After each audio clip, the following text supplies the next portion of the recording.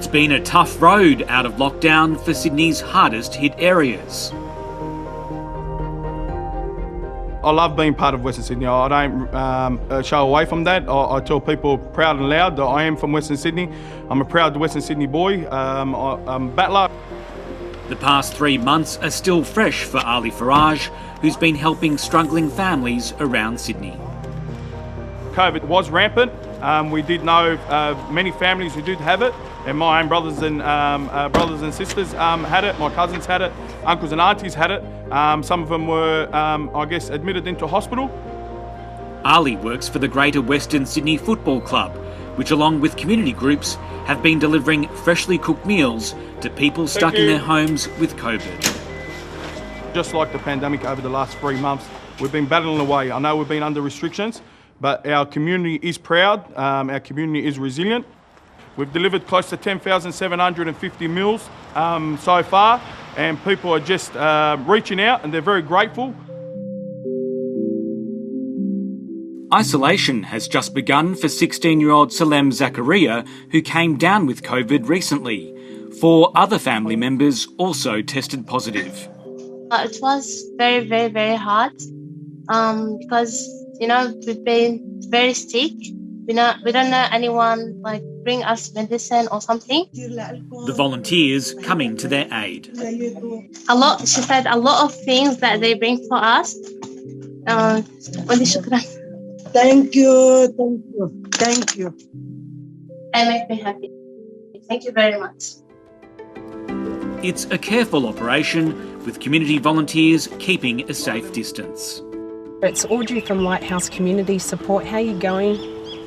I'm good, how are you? Yeah, not too bad, thanks. The families aren't allowed to leave their homes under public health orders, some running out of food for days. It's been extremely, excruciatingly challenging on some days, but every single day that we have delivered to these families, we've found it rewarding. You've got families of 10 or 8 who don't have, the provisions to look after their families. I remember specifically one phone call where one woman could barely talk, on the phone and just asking for help. They're so weak, they can't cook. I'm just letting you know that we've left the stuff outside of the door. You've got meals, compliments of the Giants and toiletries. And once again, don't hesitate to call us should you require more support. Yeah, thank you so much, means a lot. Oh, you're welcome.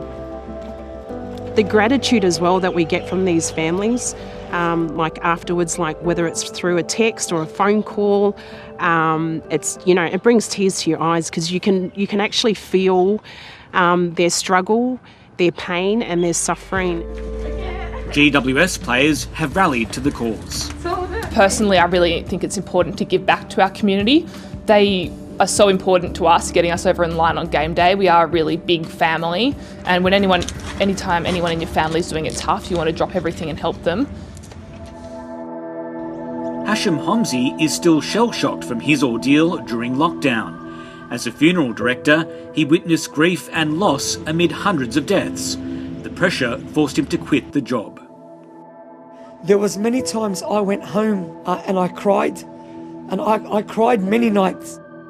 Seeing these families, it's in my head.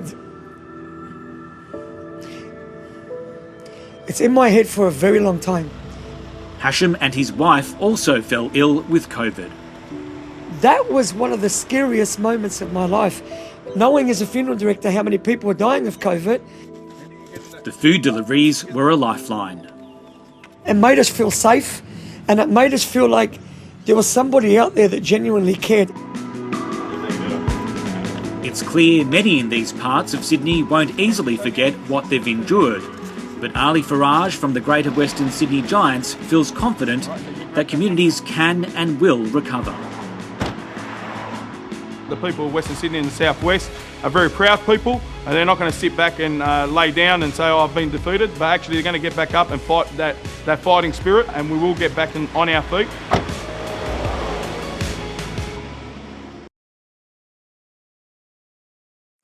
Hi, I'm Lee Sales. Thanks for watching this story. If you'd like to watch more of 7:30's stories, they are on the left of your screen. And tap on the button below to subscribe and get the latest from ABC News.